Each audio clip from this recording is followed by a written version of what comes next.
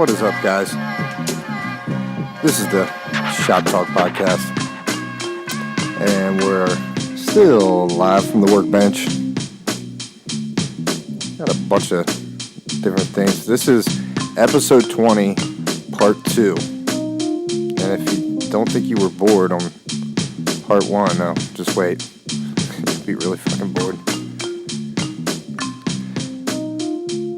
I was going to do, and I probably still will, predatory loans, payday loans versus pawn loans. But I think I want to leave that for another episode.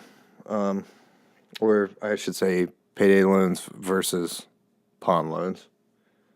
So, let's see. Get my levels. First of all, when people listen to this, because I'm going to say their company's name, and it's who to never work for. I won't ever apply for the company.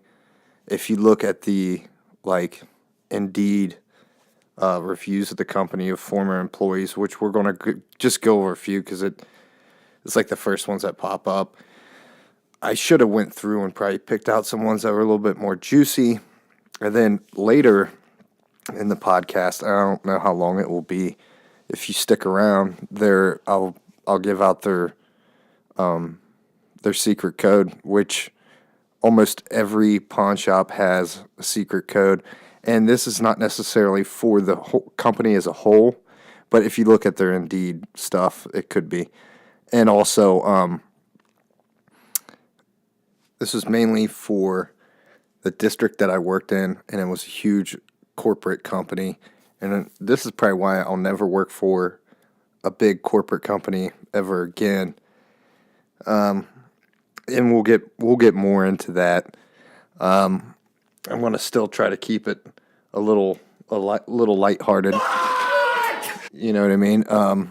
But also we'll get into it. And by the way, I know 4 different codes of 4 different pawn shops, and we're in Columbus, Ohio. And so that's why, like I said, it's this district, and I'll get to the district manager, the dumbass, later. Just stick around. So I want to get this out of the way. The company is called First Cash, okay? And maybe a year ago or so, I don't know if they finally closed with the merger or anything, because I'd been listening to some stuff. Anyways, so they merged with a company called Cash America. And they're, first let me get this out there. They're a big umbrella company. A lot of the First Cash stuff is down south and on the west coast. And the Cash America stuff is more east coast, even though. Okay, so anyways, at one time I thought they had 900 stores. And then I think it was like 1,100. They might have like 1,500 stores. And sometimes they own like little, small mom and pop stores, even here in Ohio. And yes, all the different, as far as pawn loans, payday lending loans, it's different in every state. And there's some states that don't allow payday loans. Anyways, that's not the point. They're also a publicly traded company. The company I worked for, it was First Cash, and it used to be Cash America, but they were called Cashland. And now in other states, First Cash has probably been loaning for multiple years. They were only giving out loans where I worked, because in the city I live in the city I worked in, for a long time, it was real hard for, that's like the only pawn shop that is in the city limits, you know? And they kind of got in through the back door because they were payday lending place first. And so that kind of got them in there by a little loophole, which a lot of people don't know that. And in no way, shape, or form, for the majority, there wasn't very many employees that I didn't get along with or didn't like. It had nothing to do with them. I liked pretty much everybody I worked with. And these are just some reasons why you shouldn't work for this company, especially if you want to be a pawnbroker, because everybody thinks it's cool and it's like Pawn Stars. No, it's not, okay? And first of all, a little background for people that don't listen to the show. I came from it wasn't a small store, but it was a mom and pop pawn shop, one store, largest sales floor in the Midwest, blah, blah, blah, 9 years. So I came to this other store, the Cashland that I'm telling you about, that is under First Cash, and they're micromanaged.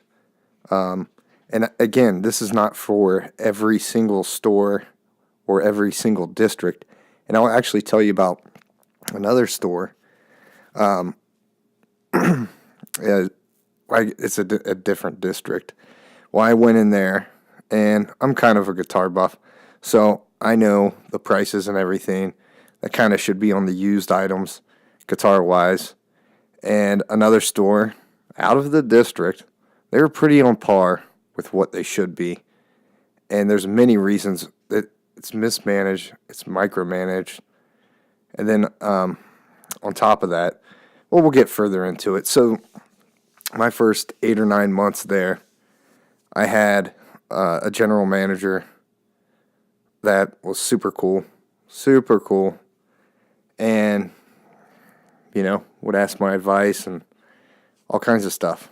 And for the majority of everybody that worked there, I had, not necessarily that store, but all the other stores, I had more experience than anybody else. So why wouldn't you ask, And everything was cool. The general manager, though, not the general manager, the district manager, and I'm even going to say his name, I don't care, Brad Heminger. At first, I really liked the guy. And actually, I think, kind of still do like the guy. But I think some of his, when you get in the corporate world, it's a completely different, it's dog eat dog. And the regional manager, and I can't remember her name, no one liked her. Actually, I didn't think she was that bad. But I was also not the manager of the store. I should have been. But they hired another girl that had, again, she actually started a month after I did. And I'm not even sour about that because it's salary. So they want all the general managers to work 45 hours a week, if not more. And it's tons of pressure. And they just want to move product too, which is the terrible thing about it. Like, they don't even fucking care what it's worth. It's like, and now a big part of it too, they were working on this different operating system called CashLinks. And it was an okay system. It was pretty sophisticated. It took forever to completely learn all the ins and outs of it. But a lot of the time, if I had a problem, we switched operating systems about the same time we switched general managers to, a girl that was 21 and had no freaking clue. And she would even say that, and I don't really even hold anything against her or anything, but I mean, and I didn't realize this till I worked there, because where I worked, every place I worked, we always had a lunch break. This place, no lunch break.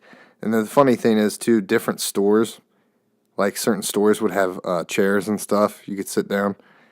Our store, they only had a chair in the office, and they didn't want anybody sitting down.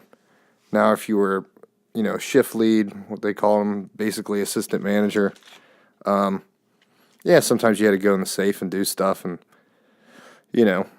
but the whole point is completely mismanaged. They were going to, even the manager suggested, when she was stepping down from her job, and she was going to take a different job at a different store. And because she was having a kid and whatnot. They just, I don't know, this company just fucking completely drops the ball. But I will say, if you're a customer, especially on the retail side of it, if you're just a buyer, you could get some really good deals.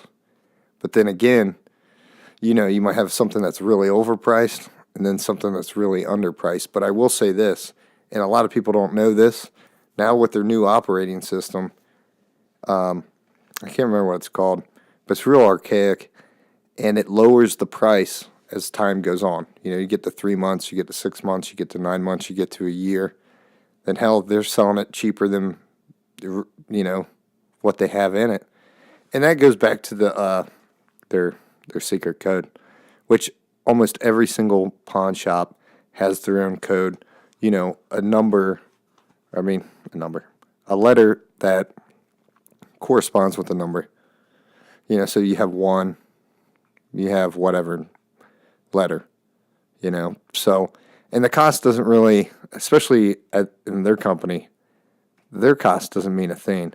You go into another pawn shop, I remember where I worked, we were open since 1951, and customers would come in and they go, "Oh, I've seen that. You've had that for a year.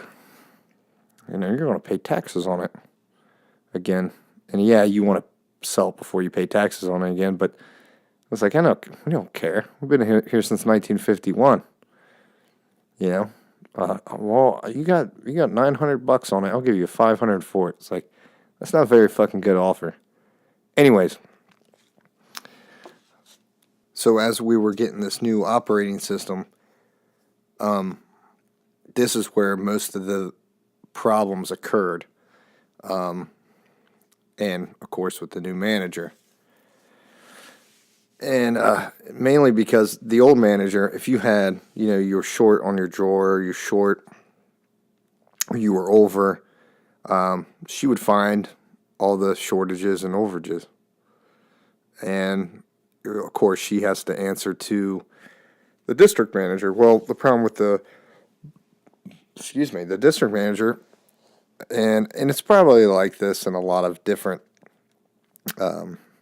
companies and whatnot, but they would have a conference call, every Monday or every Tuesday for sometimes, half hour to an hour long, but usually like an hour long, sometimes longer, especially with the new operating system coming out.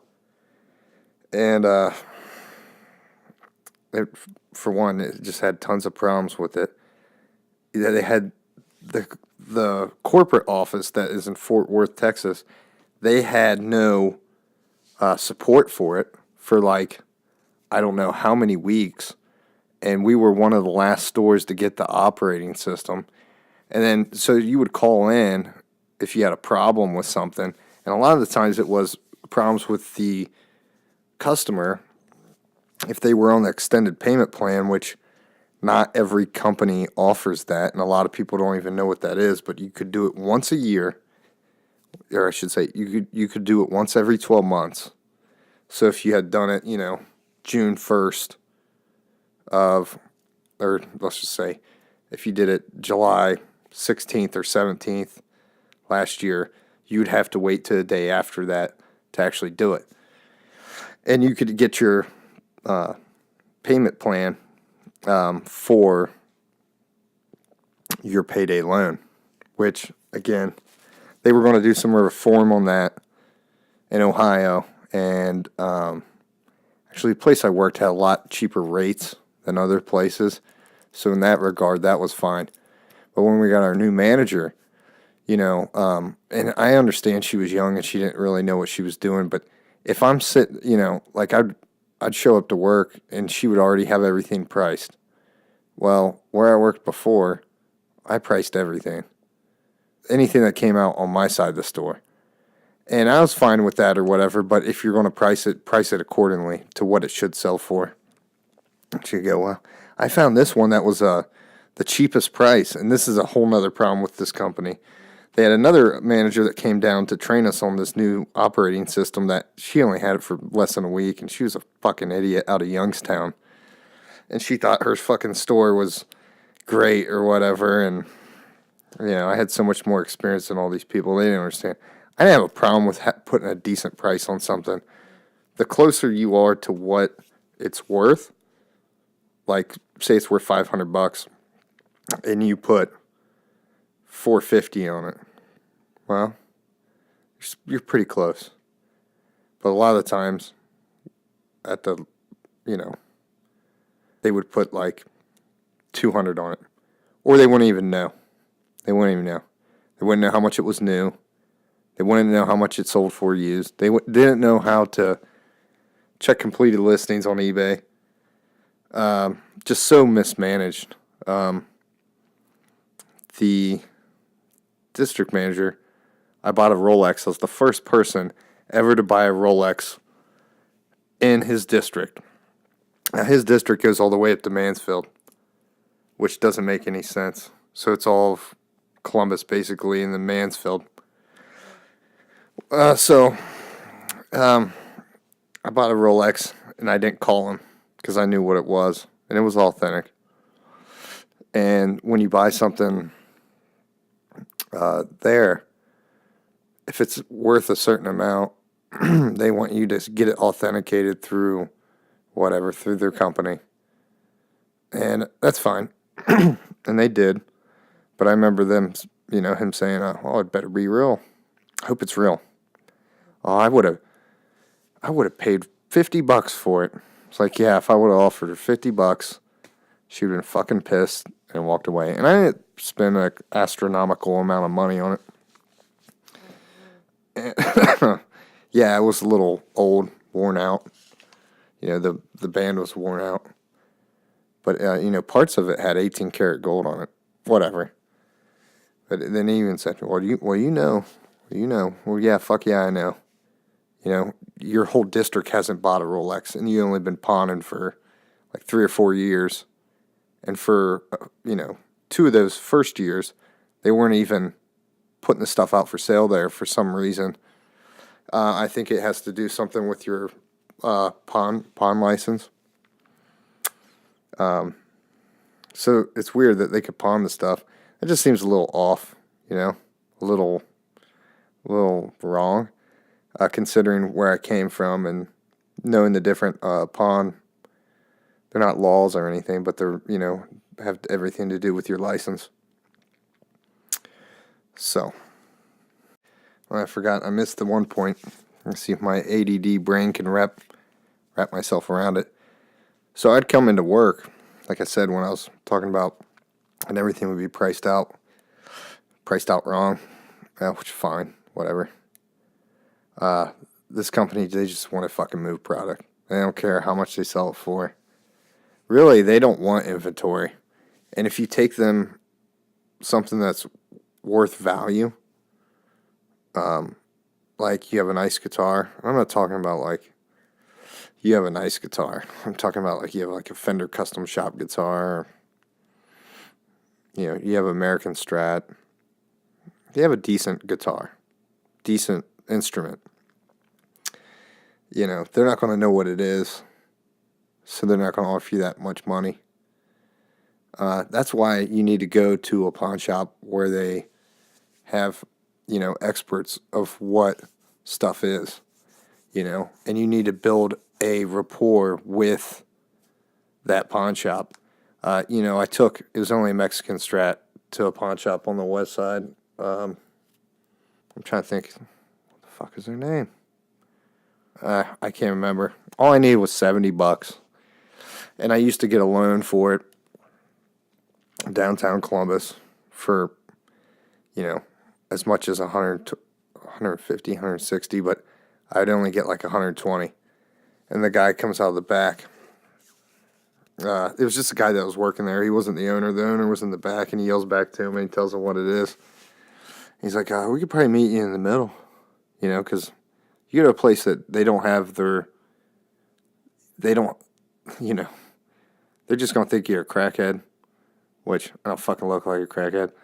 But still, it's like, they don't know you. So they're just, the guy could have gave me $70. I would have had it out in a week, and he could have made some money. But he had a Mexican Strat on the wall. I want to say, how much is that then? and I know he's probably asking $350 for it. But you're gonna fucking offer me $35. Maybe he's asking $300. I don't know. But typically, when you go into places, in small places, since they only have one of them, they don't get that good of stuff all the time, they're going to have a decent price on it. I get that.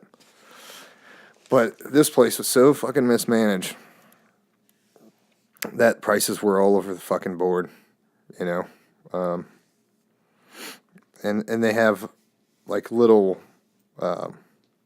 cheat sheets, if you would, where they're going to, I'm going to sell your TV for $140.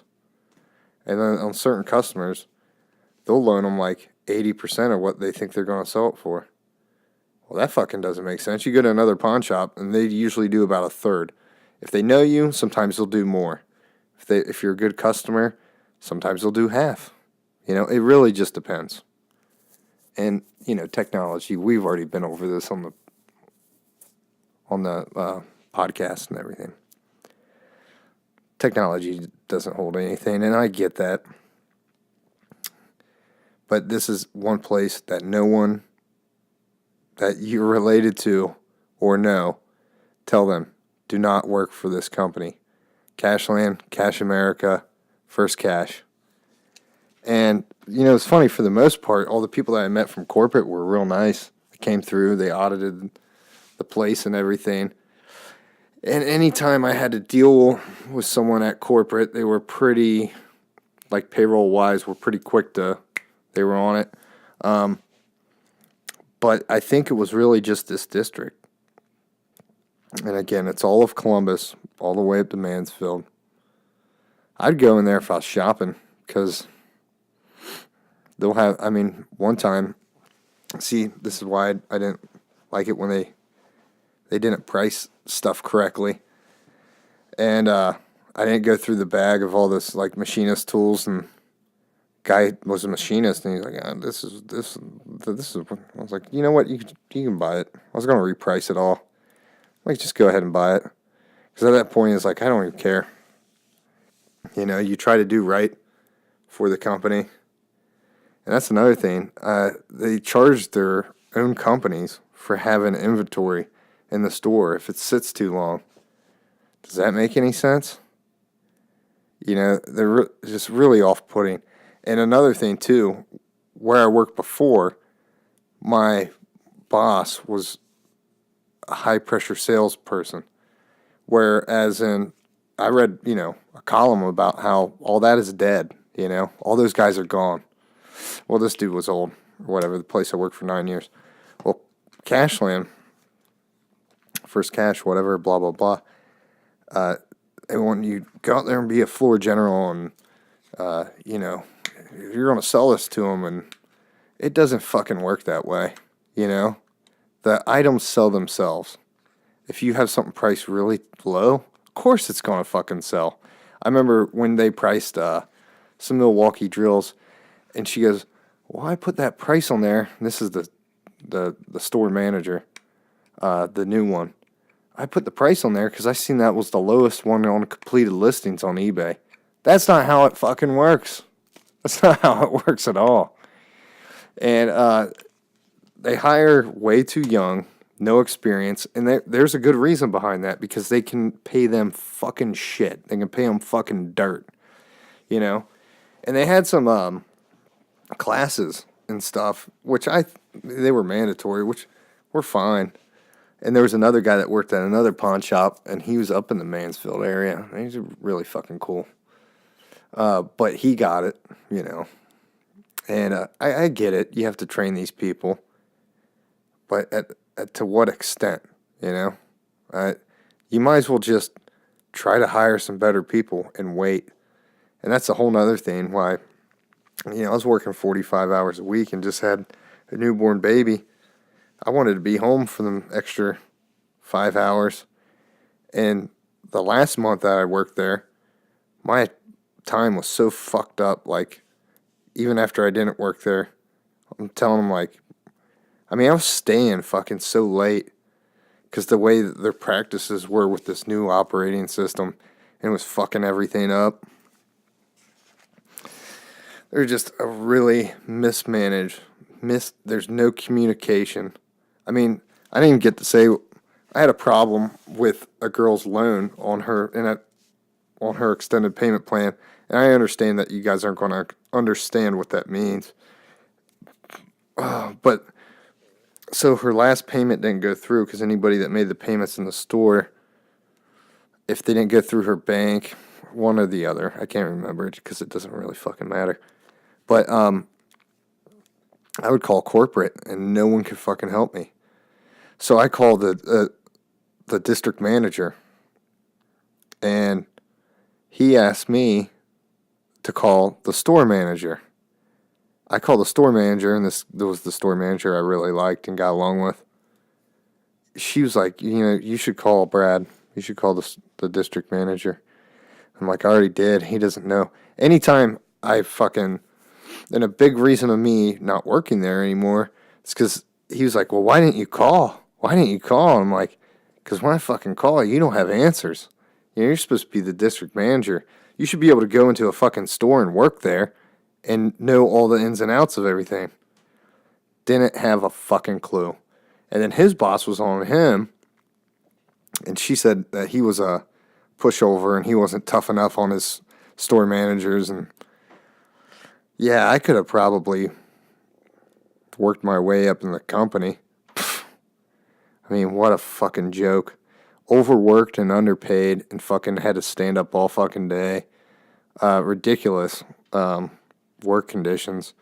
And then I would come into work, and then I'd have the new store manager that was just basically fucking out for herself, which is fine.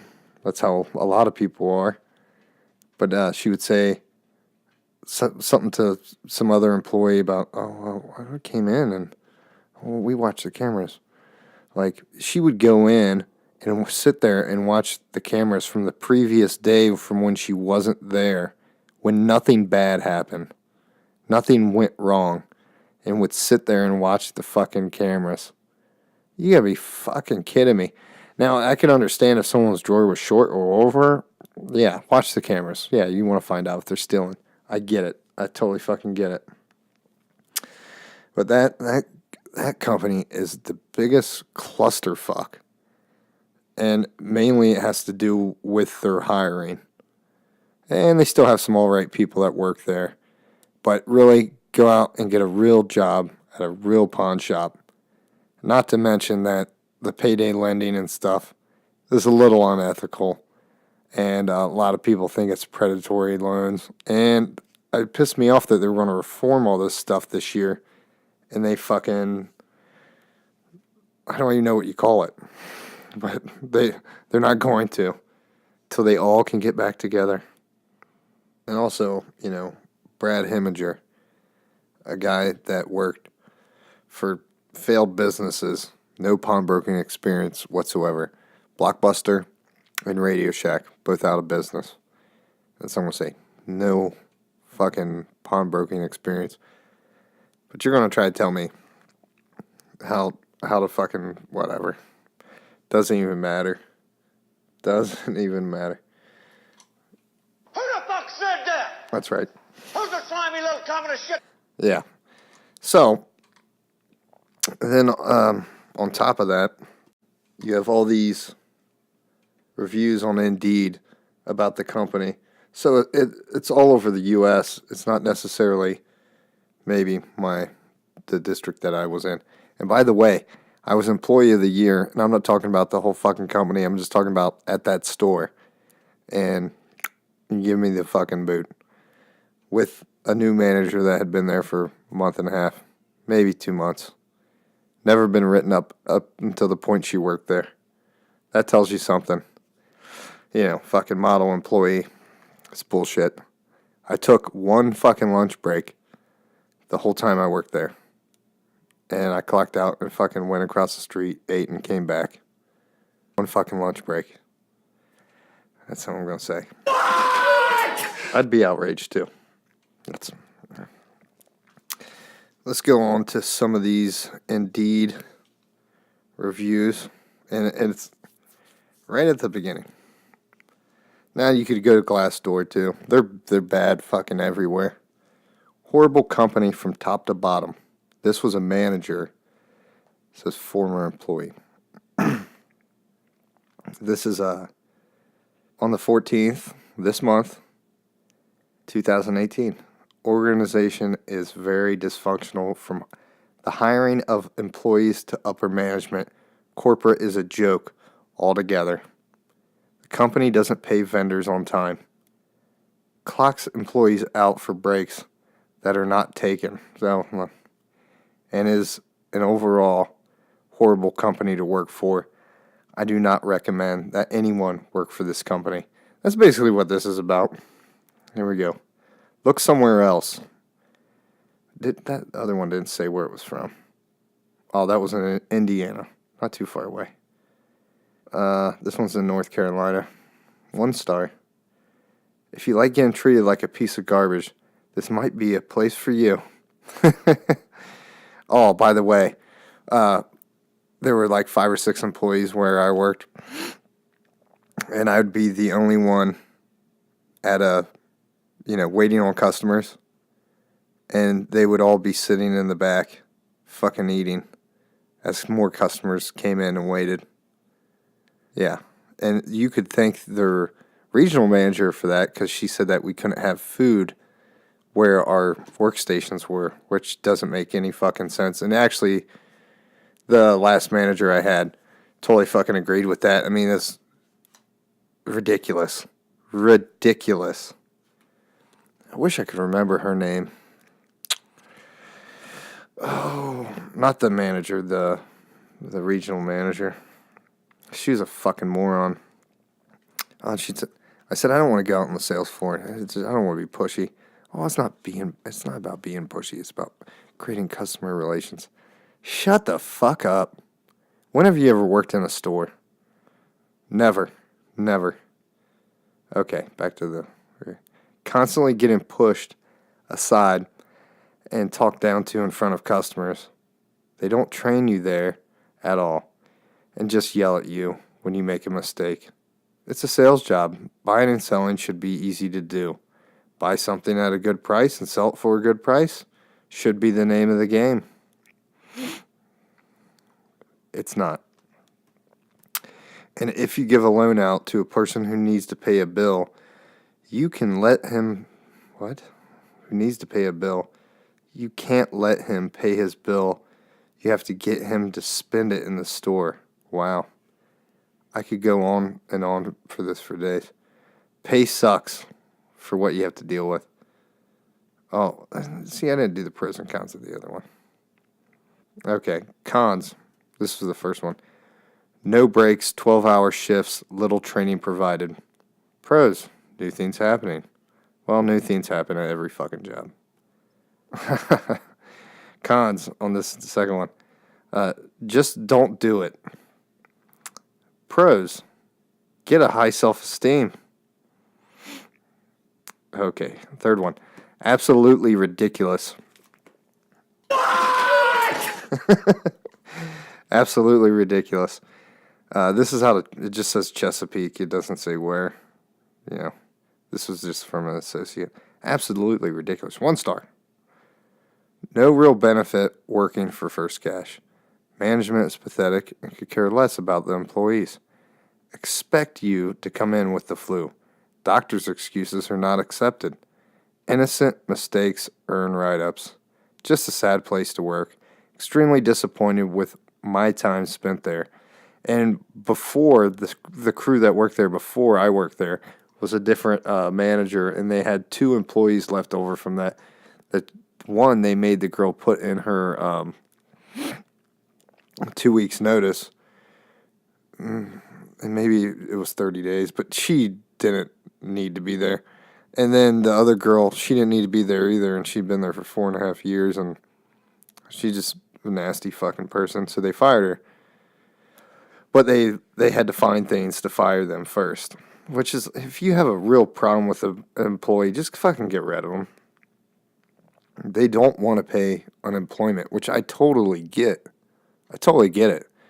But they're really, really fucking out to get you if you're trying to get unemployment. Oh yeah, they were called the Nasty Girls Club or the Mean Girls Club. There's some movie like that, I guess. They were explaining to me about. There's an employee that worked there before me, and they were constantly nitpicking on the stuff she wore. And I don't think the stuff that she wore was that scandalous. I don't know. I didn't see her. But, they were just hating on her. And they fired her for being like 3 or 4 minutes late, which in Ohio, I don't know if I never looked it up, but I didn't even know you don't have to give an employee in Ohio a lunch break, which I think is fucking wrong. But I don't think if you're 5 minutes late, they can fire you for that. I could be wrong about that. Oh, I love this. I used to have a song called this. Overworked and underpaid. Poor place to work. 1 star. This is out of Far, Texas? I don't know. It's PH. If upper management doesn't like you, they make it known and do their best to force you out. Here, you will be coached and trained how to work one way. Then, it'll all change as soon as you've got it down. That's basically, she's correct. When it comes to supervisors, they have no idea what the other is doing. Pros, a lot of downtime. You don't have to listen to management. Cons, managers will take your commission. Managers don't know the answers. Let's try to find more from Ohio. A lot of these are in Texas. So. Of course, the auditor has a good review because he just goes into every fucking different city and audits the store and he's out. He doesn't have to do shit. To anybody that I could see leaving a decent review, but I mean, not even. I mean, to anybody that left a good review for this company, you are fucking insane. Get a real job at a real pawn shop. This place is not a fucking real pawn shop whatsoever. Again, if you're a buyer, and we'll get real into that here soon, and it doesn't even matter if you know the cost of an item. Well, at least in most pawn shops, it doesn't matter if you know the cost of an item. But here, again, after 3 months, 6 months, 9 months, and 12 months, they'll dramatically reduce the price of an item. So, either just wait or make them a fucking lowball offer. Because, again, they're going to hire people that don't have a fucking clue what they're doing. They don't know. Just like Jared from fucking Subway said, they don't know whether they're coming or going. Jesus Christ. Screwing young people out of their jobs. It's completely different from Jared. Okay. So again, back to the pawn shops. They have codes that go along with corresponding to how much is in the item. So you might go to one pawn shop and it might be, a phrase. So they'll have, and it's different every single place. And most other pawn shops, it doesn't matter what the cost is. And there it doesn't matter either. But what I'm saying is it doesn't matter other places. You're not going to get a good deal other places. They don't care. And it's more, if they have more money in it, they're going to want more money for it at other places. Well, their code, and I'll just say it. So you have 1 through 9 or 1 through 10. And theirs is Daisy Flower. And it's not Daisy, D-A-I-S, blah, blah, blah. It's D-A-Z-Y, flower. There you have it. You correspond the D to the 1, the A to the 2. Keep going. And if you don't remember it, fucking listen to this again. Okay. So I hope you guys have a good weekend. Sorry it took me so long to get part 2 out. Next week, hopefully, will be a little bit more uplifting. And we got to get a couple of these because, I'm enraged. Oh, there we go. Who the fuck said that? Who's the slimy little communist shit? Don't work for them. Don't fucking. Who just signed his own death warrant? Don't invest with them in the stock market. Anybody that works for them, get the fuck out while you can. Get a real job at a real fucking pawn shop. Real fucking pawn shop. You want a real job? Get a job at a real pawn shop. Sir, no, sir. You little piece of shit, you look like a fucking worm. I bet it was you. Sir, no, sir. Sir, I said it, sir. Well, no shit. What have we got here? A fucking comedian, private joker. I admire your honesty. Hell, I like you. You can come over to my house and fuck my sister. Yeah. There you have it. Hope you guys have a good week. You guys take care. Thanks for listening. Like and subscribe on YouTube and iTunes podcast app. Can it be that it was all so simple then? Got me thinking, I remember the time. Can it be that it was all so simple then? Ain't no changing what's left. Can it be that it was all so simple then? Because we all race against death. Can it be that it was all so simple then? Got me thinking, I remember the time. Can it be that it was all so simple